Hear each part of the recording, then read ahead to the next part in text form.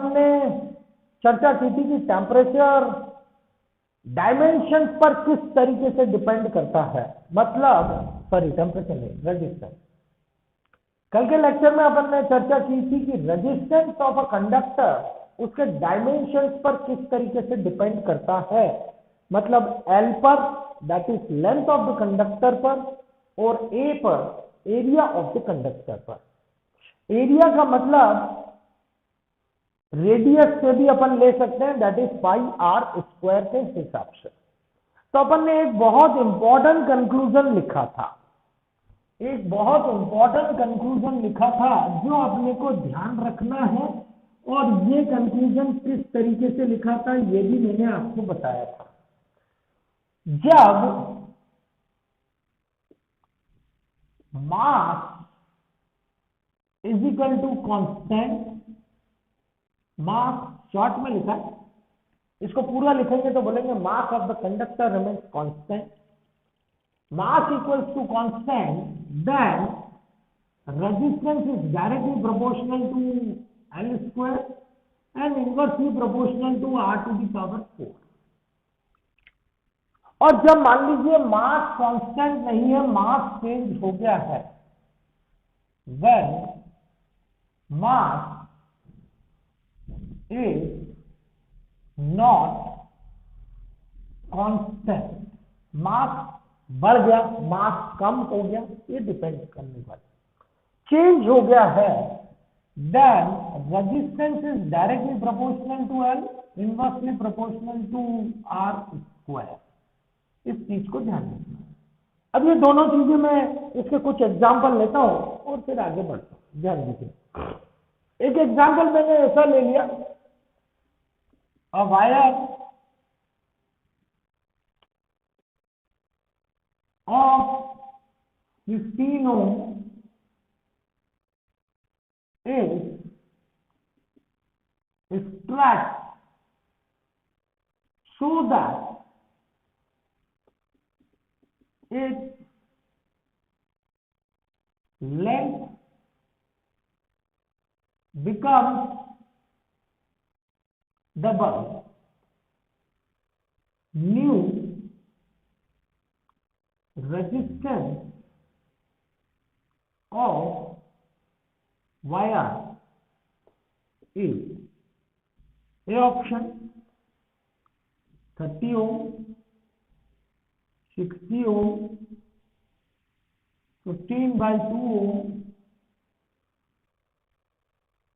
And C लिखने की जरूरत नहीं है, जो भी है D लिखने की जरूरत नहीं है। देखा भाई साहब कैसे करेंगे, 15 ओम का वायर है, मैंने इसको खींच दिया, लंबा कर दिया, लंबा कर दिया, लेकिन इसका मास तो उतना ही रहा। सोच के देखो, है ना, मास कांस्टेंट रहेगा तो अपन इसको कैसे सॉल्व करेंगे। यहां पर लिखेंगे, अपने को ये समझ में आना चाहिए क्वेश्चन में कि मास कांस्टेंट है या नहीं, ध्यान दीजिएगा, है ना। Since mass equals to constant, mass equals to constant, तो R dash is equal to, sorry, R is directly proportional to L square, R is directly proportional to L square, length double, therefore resistance becomes 4 times। क्या ये बात समझ में आई? Resistance becomes 4 times. Pratyush, सभी को clear है? अनुभव, अभिनव, अभिनव, अनुराग, क्लियर है? 4 टाइम्स, तो मेरे पास R dash is equal to आ गया 4 times of R, that is 60, मतलब स्ट्रक्चर। अब एक और एग्जाम्पल देखें मतलब इसका, आपको समझ में आ जाएगा थोड़ा। a wire of 15 ohm, ठीक, wire of 15 ohm is cut into 3 equal pieces, ठीक, and these pieces are joined in parallel. These pieces are joined in parallel. Then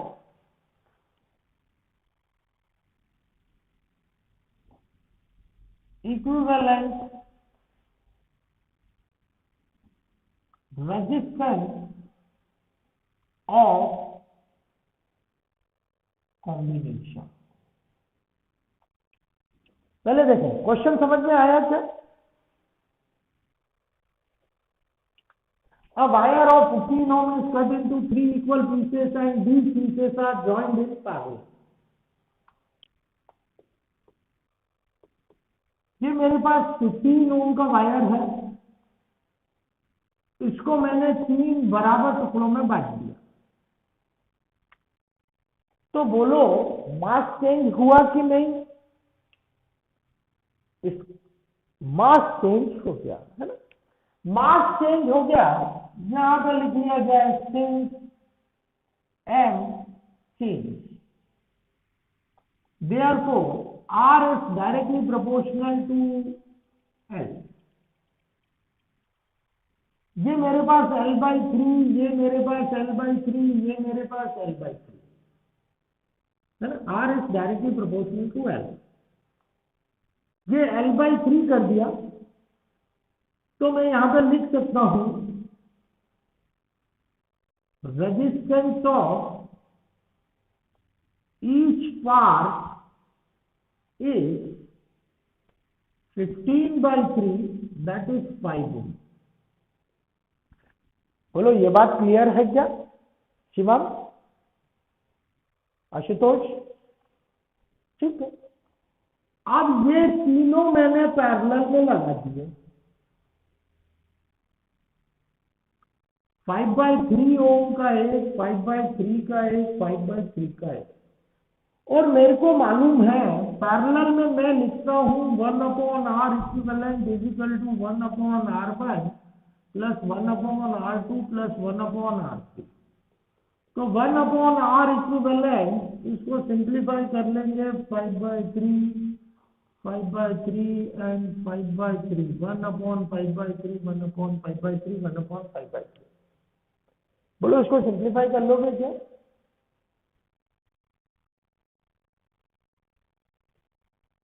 ये सॉल्व लो अजय, इसे सॉल्व कर लोगे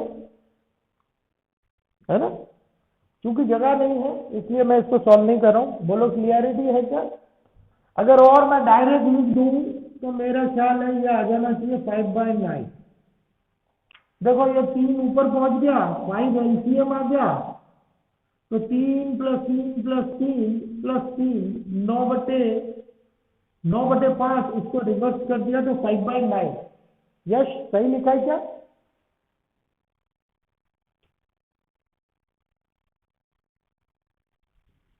अरे हाँ, अरे हाँ हाँ हाँ हाँ हाँ, अरे वाह वाह यश भाई बिल्कुल सही कह रहे हो। मैं हाँ 5/3 तो 1/5 प्लस 1/5, ओहो 1/5 प्लस 1/5। अच्छा वह 15/3 लिखना था यार मेरे को, मैंने 5/3 लिख दिया। बिल्कुल सही यश, आपने बिल्कुल सही पॉइंट आउट किया, बिल्कुल सही। बोलो अभी सही लिखा है क्या मैंने? शाबाश, क्लियर है। बोलो अंतर समझ में आया, कब मास चेंज होगा और कब मास चेंज नहीं होगा?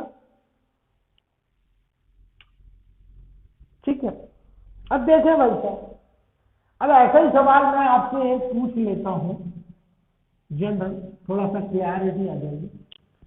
ठीक है, a wire of resistance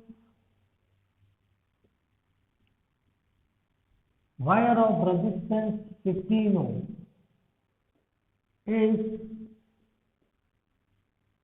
stretched so that its radius is reduced by 100%. Then its new resistance will be. बोलो सब सॉल्व कर दीजिए इसको। सभी बच्चे सॉल्व करेंगे, सभी बच्चे सॉल्व करेंगे और हो जाए तो बोलिएगा डन।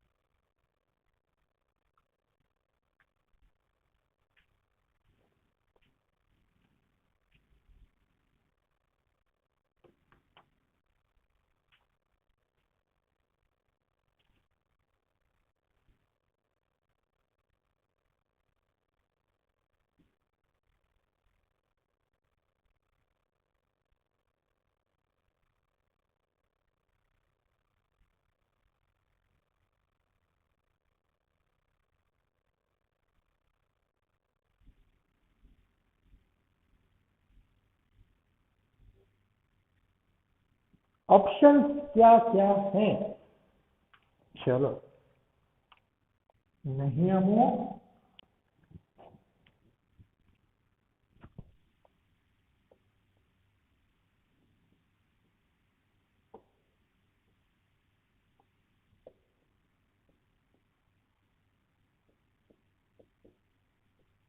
या और कुछ?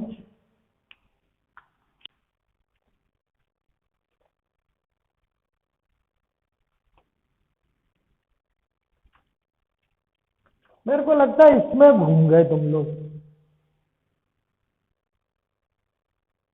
रिड्यूस्ड बाय 100% मतलब क्या? इसका मतलब बता दो तो आंसर आ जाएगा।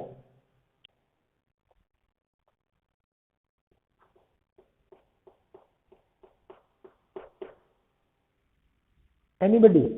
आशुतोष? रिड्यूस्ड बाय 100%, ऐसा?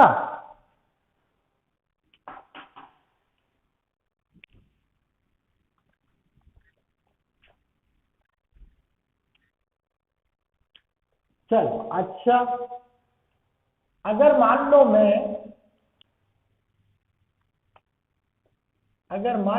50% कर दूं तो फिर बोलो कितना? हाँ तो चलो अब बता दो कितनी होगी, अब बता दो आंसर कितना होगा।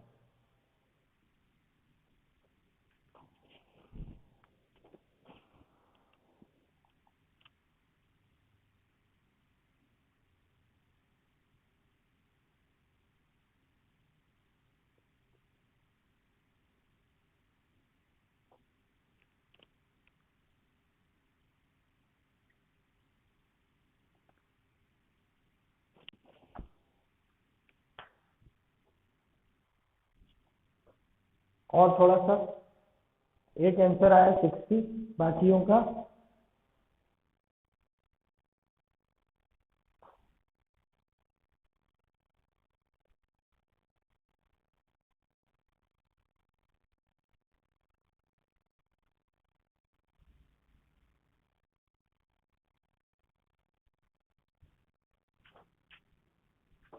सॉल्व करूं क्या? 60 ओम देख लेते हैं। देखो भाई साहब, सबसे पहली बात तो मास चेंज हुआ कि नहीं हुआ ये बताओ। नहीं हुआ, नहीं हुआ, तो मास कांस्टेंट सबसे पहले। तो r is inversely proportional to r to the power 2 या r टू द पावर 4?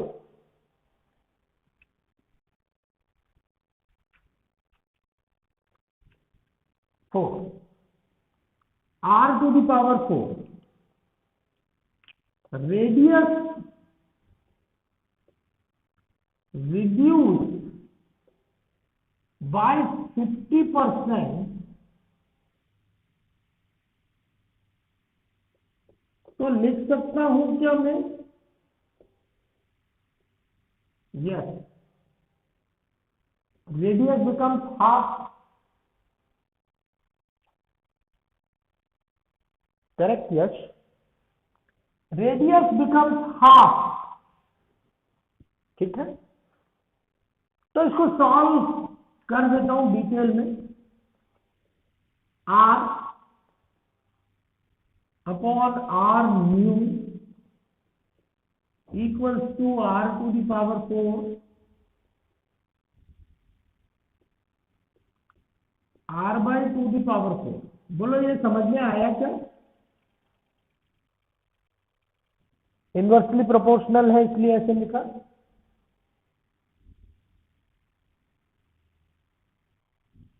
सभी को क्लियर है बच्चों? रजनीश, ये समझ में आया जो मैंने लिखा? यस, ठीक है। R4 चला गया, r upon r new is equal to मेरे पास आ गया 1 बाई 2 की पावर 4।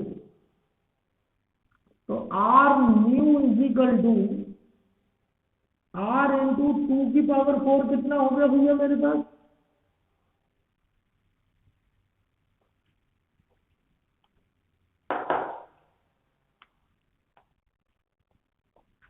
कितना हो गया? 2 2 4 60, 15 इंटू 16 कितना होता है भाई साहब? 240। The correct answer is 240। बोलो क्लियरिटी है क्या सब? अब ऐसा का ऐसा ही क्वेश्चन, तो पहले तो ये बताओ, ये क्लियरिटी है सभी को?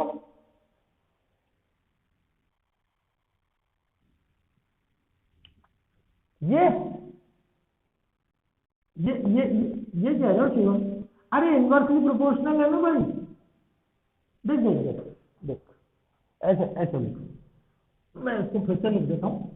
मैं इसीलिए उसी समय बोलता ना यार भाई। देख, R1 upon R2 inversely proportional है, तो R1 to the power 4 R2 to power 4 ऐसा लिख सकता हूं ना मैं? क्या ये समझ में आया नहीं आया? अब R1 इजिकल टू तो मेरे पास R है और R2 is equal to R new है, और R2 की पावर 4 मतलब R2 मेरे पास R बाई 2 है, बिकम हाफ हो गई, और इनिशियल R है तो R2 की पावर 4। तो R अपॉन R न्यू मेरे पास हो गया 1 अपॉन 2 टू दी पावर 4, मतलब R इंटू 16, तो 15 into 16 that will be so on.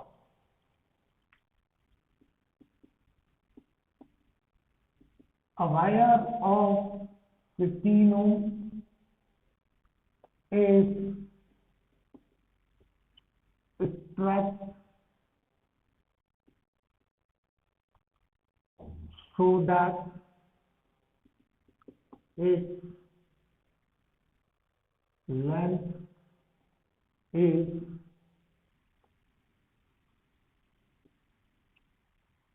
increased by 15%. Length is increased by 15%. Find is new resistance। ये क्वेश्चन बोर्ड एग्जाम में पूछा गया और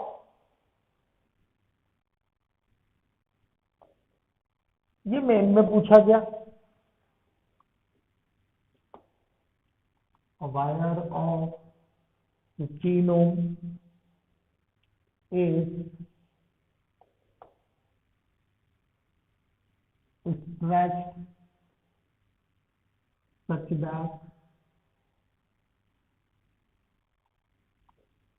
that its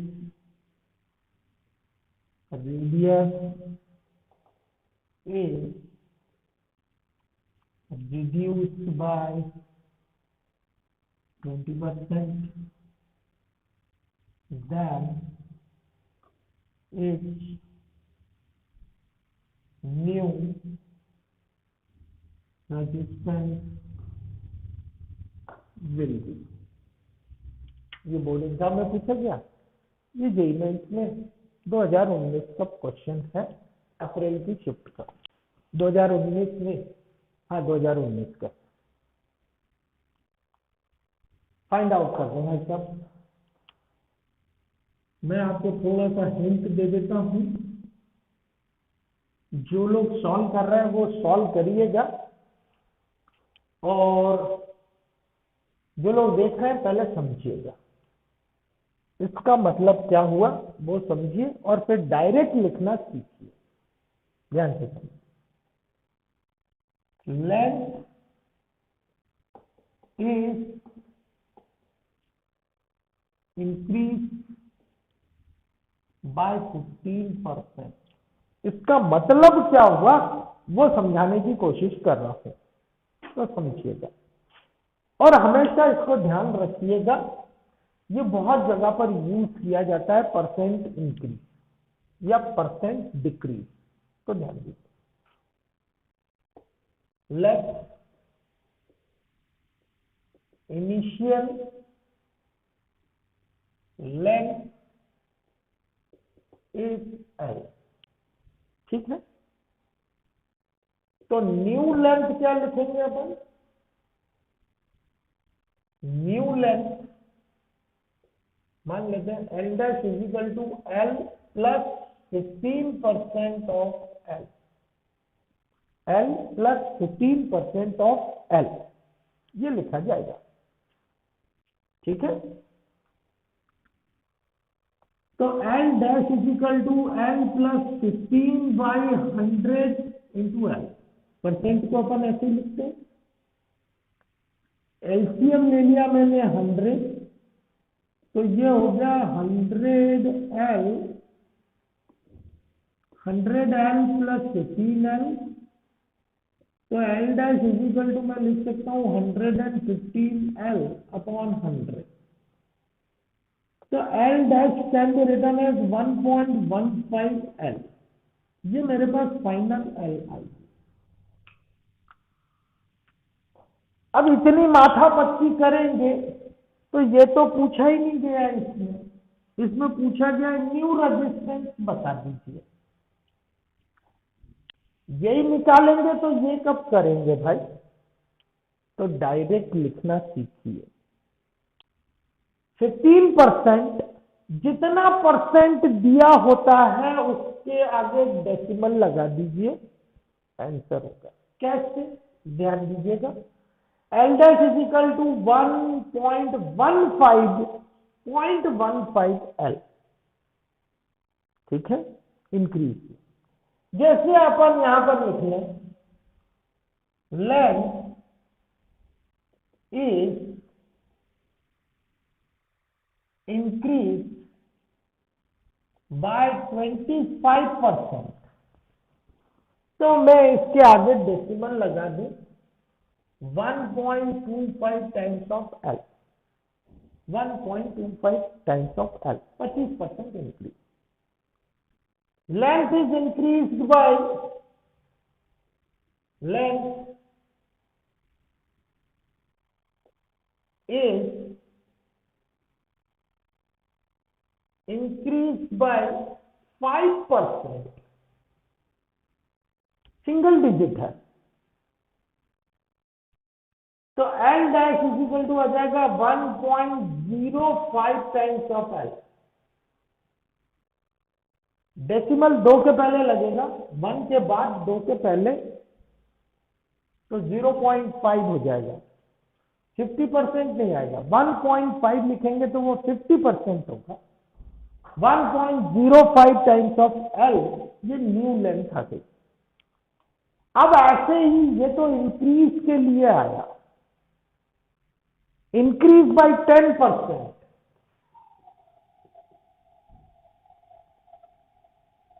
increase by 10%, so L dash is equal to 1.10 times of L। Direct लिखा जाएगा, ठीक है। और अगर मान लीजिए रिड्यूस्ड की बात की जाए तो अपन माइनस कर देंगे। हाँ,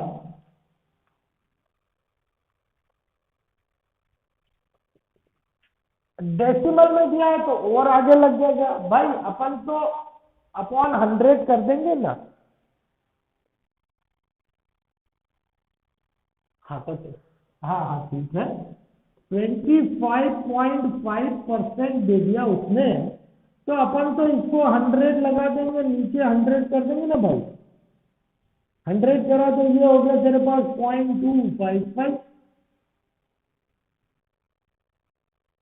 समझ में आएगा विश्वास? ये आ गया समझ में? तो मेरे पास L डैश हो जाएगा 1.255 टाइम्स ऑफ L।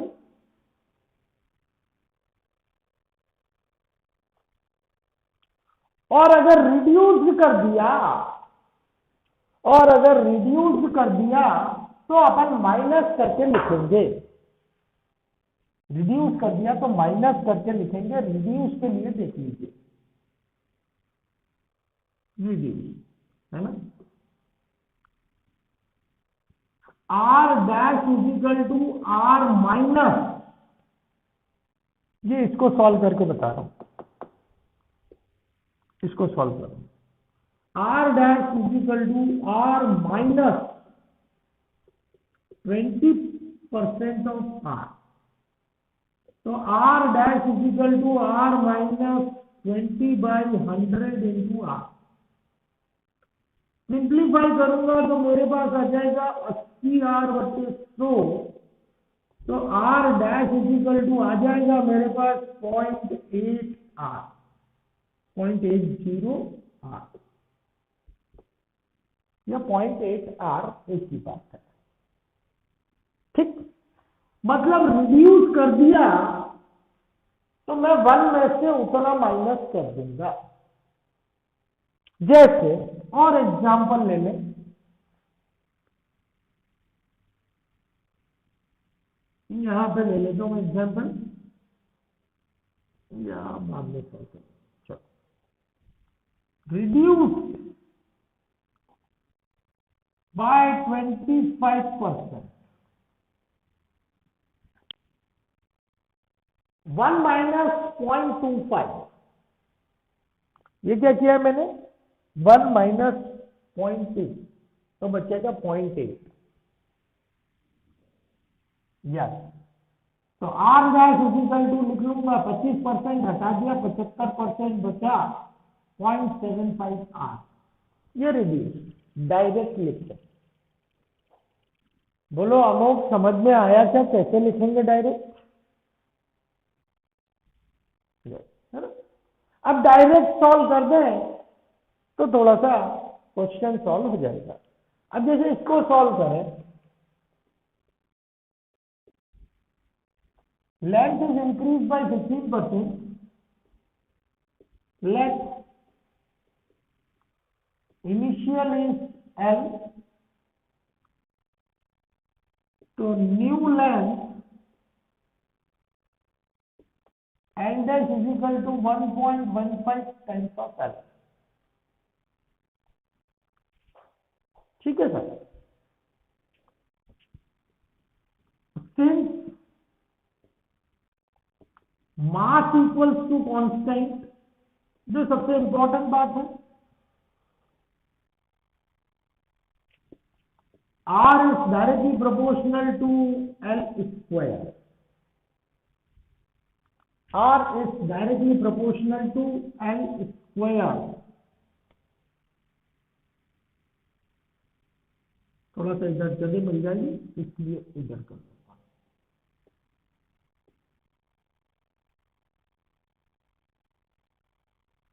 ठीक, R is directly proportional to L square। क्या मैं डायरेक्ट लिखूं चलेगा?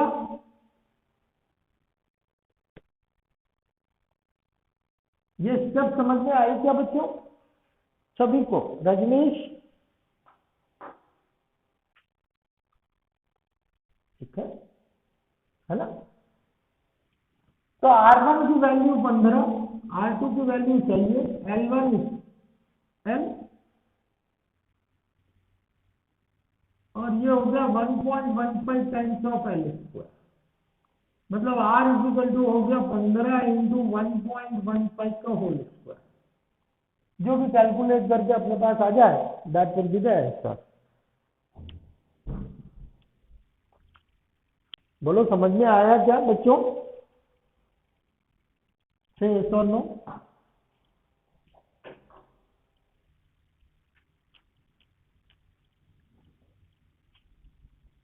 हो जाएगा कैलकुलेट, जो भी आ जाए इसमें आंसर होगा। विश्वास समझ में आया बेटा? ठीक है ना सभी को?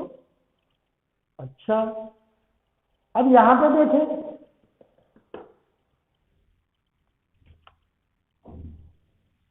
तो अब यहां पर रिड्यूस बाय 20%,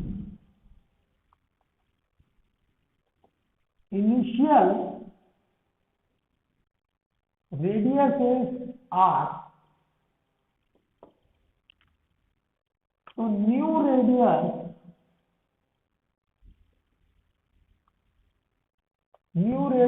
is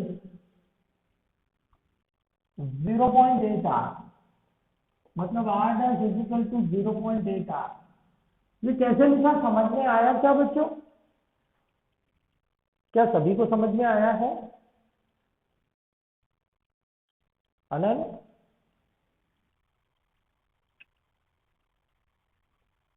हाँ हाँ विश्वास, ये लिखा हुआ है देखो इधर ध्यान दो, देखो रिड्यूस बाय 20%, मतलब R माइनस 20% ऑफ R, और परसेंट को लिखेंगे अपॉन में 100, और सिंप्लीफाई किया तो 100 माइनस 20 80 बाई R, तो 0.80 R, डेसिमल वाला फंडा से बोलिए। ठीक है, अब ध्यान देना बच्चों, ये लिखा मैंने क्या समझ में आया क्या?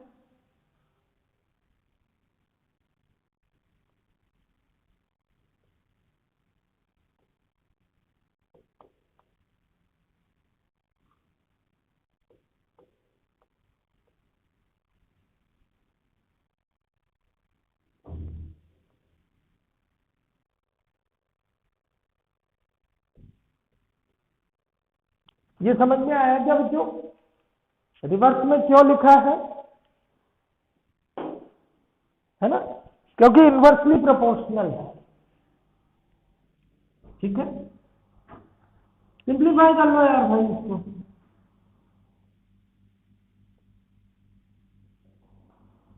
R2 लिख लो, चलो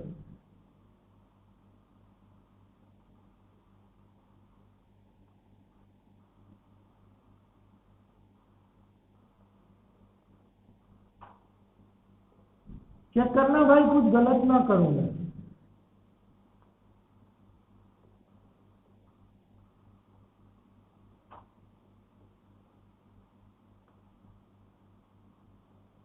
जो भी आ जाए इसमें कैलकुलेट करके।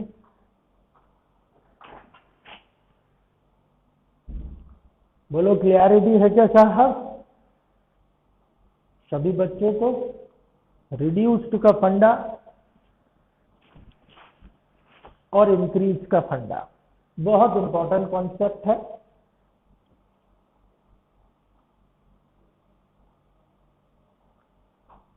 नोट करें इसको और थोड़ा सा आगे बढ़ रहे हैं।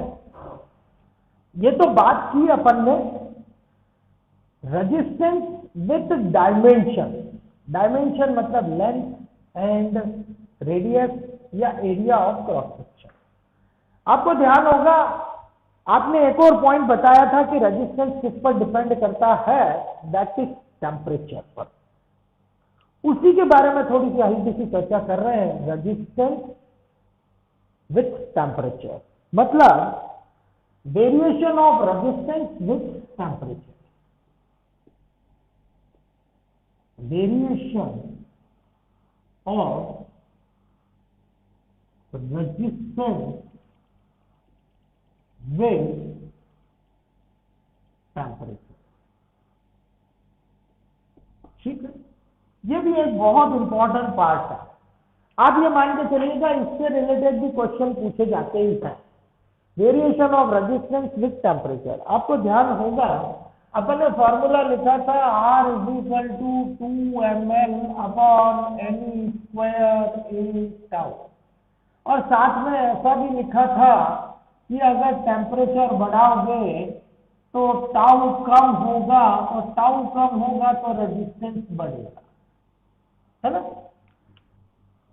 ऐसी कुछ चर्चा अमोघ ने की थी। अमोघ ने बताया था अगर अपन टेम्परेचर बढ़ाते हैं तो इलेक्ट्रॉनों की काइनेटिक एनर्जी बढ़ती है।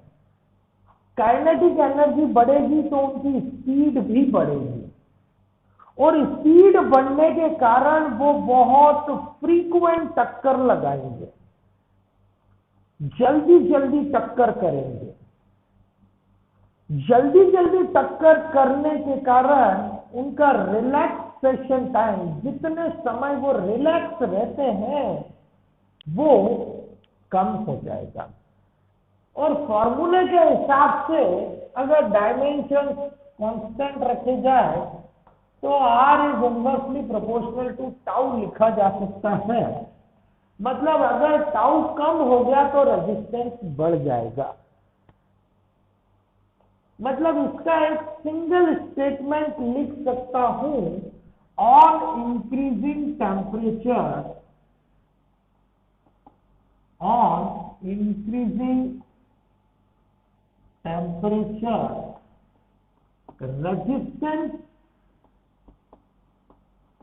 resistance of conductor increases।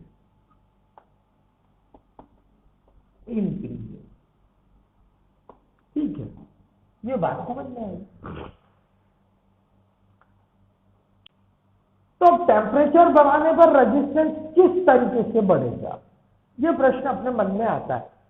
मान लीजिए टेम्परेचर को मैंने डबल कर दिया तो क्या रेजिस्टेंस डबल होगा, क्या 4 गुना होगा? किस तरीके से वेरिएशन होता है? जैसे अपन ने लेंथ के लिए निकाला कि अगर मास चेंज होगा तो डायरेक्टली प्रोपोर्शनल टू एल लिखेंगे, अगर मास कांस्टेंट रहेगा तो directly proportional to L square लिखेंगे। वैसा यहां पर क्या रिलेशन है? तो डायरेक्टली प्रोपोर्शनल या डायरेक्टली प्रोपोर्शनल टू स्क्वायर, ये ऐसा कुछ रिलेशन टेम्परेचर के साथ नहीं होता है। टेम्परेचर के साथ रिलेशन कुछ इस तरीके से होता है, चेंज इन रेजिस्टेंस के टर्म में निकालते हैं। क्या रिलेशन होता है तो ध्यान दीजिएगा। Change in resistance, change in resistance delta R. अपने को मालूम है डेल्टा का मतलब फिजिक्स में होता है चेंज। तो change in resistance is directly proportional to change in temperature. Directly proportional to change in temperature. Change in temperature जितना ज्यादा होगा रेजिस्टेंस उतना ज्यादा बढ़ेगा। ठीक है, change in resistance is directly proportional to R naught. R naught means initial resistance या resistance at 0 degree Celsius या 0 केल्विन या इनिशियल रेजिस्टेंस, इन दोनों को मिलाया तो मेरे पास आ गया delta R is directly proportional to R nought delta T. ठीक है, प्रोपोर्शनल साइन हटाए, कांस्टेंट का साइन लगाए, सॉरी इक्वल टू का साइन लगाए, तो एक कांस्टेंट इंट्रोड्यूस करना पड़ेगा, दैट कांस्टेंट इज अल्फा। थोड़ा सा अजीबो गरीब शेप में जान उसके बनाया है ताकि इससे और इससे आप कंफ्यूज ना हो जाए। ये प्रोपोर्शनल है और ये अल्फा है, इसलिए थोड़ा सा अलग बना दिया है ना। Delta R equals to alpha R nought delta T. ठीक है, अब अल्फा क्या है? Alpha is a constant which is known as temperature coefficient of resistance. Temperature coefficient of resistance, नाम ध्यान रखिएगा, क्योंकि अल्फा से एक और कांस्टेंट रिप्रेजेंट करते हैं जो 11th में अपन यूज करते हैं, that is linear coefficient of expansion, जहां पर अल्फा बीटा गामा यूज किया जाता है। तो कई बार कंफ्यूज होते हैं अपन, इसलिए नाम ध्यान रखिएगा, temperature coefficient of resistance, temperature coefficient of resistance alpha. तो यहां से अल्फा इक्वल टू लिख सकता हूं मैं delta R upon R nought delta T. R nought की यूनिट ओम, डेल्टा आर की भी यूनिट ओम, दोनों की यूनिट ओम, और इसकी डिग्री सेल्सियस। तो इसकी अल्फा की एसआई यूनिट मेरे पास आ गई पर डिग्री सेल्सियस या पर डिग्री सेंटीग्रेड, जो भी लिखें, ये अल्फा की यूनिट आ गई मेरे पास। मतलब एक और बात ध्यान दीजिएगा, अगर मान लीजिए ऐसा मान लेता हूं मैं, let at T1 degree Celsius resistance is R1 and at T2 degree Celsius resistance is R2। ठीक है, तो चेंज इन रेजिस्टेंस लिखे यहां पर, change in resistance is R2 minus R1, और यहां पर ऐसा मान के चल रहे हैं कि T2 is greater than T1, मतलब गर्म कर रहे हैं, इसलिए ऐसा लिखा। ठीक, तो यहां पर इनिशियल रेजिस्टेंस को मैं लिख सकता हूं R1, initial resistance can be written as R1। तो अल्फा की वैल्यू मेरे पास आ गई delta R upon R nought delta T के हिसाब से, ये लिखूंगा R2 minus R1 upon R1, ये लिखूं T2 माइनस T1। ठीक, ये एक बहुत इंपॉर्टेंट फॉर्मूला मेरे पास बन जाता है, जिसके ऊपर क्वेश्चन पूछे जाते हैं। कैसे क्वेश्चन पूछे जाते हैं, तो एक सिंपल एग्जांपल आइडिया दे रहा हूं, बाकी क्वेश्चंस को अगली क्लास में डिस्कस करूंगा, लेकिन जस्ट आइडिया दे रहा हूं। एक क्वेश्चन जो पूछा गया था उसी के ऊपर ध्यान दीजिए, ध्यान देना।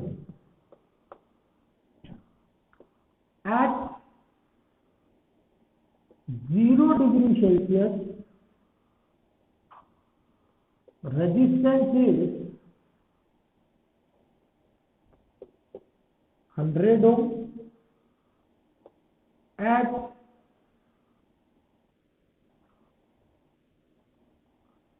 10 ohm, so yeah, 5 ohm. At 50 degree Celsius, resistance is 6 ohm. Find value of alpha. Find value of alpha. Direct फॉर्मूले में रखेंगे, आंसर मिल जाएगा। Alpha equals to R2 minus R1 upon R1 T2 minus T1, तो R2 minus R1 6 minus 5, R1 is 5, और ये आ गया 50 minus 0, तो ये आ गया 1/250 आ गया, थे 1/250 है ना, 1/250 पर डिग्री सेल्सियस।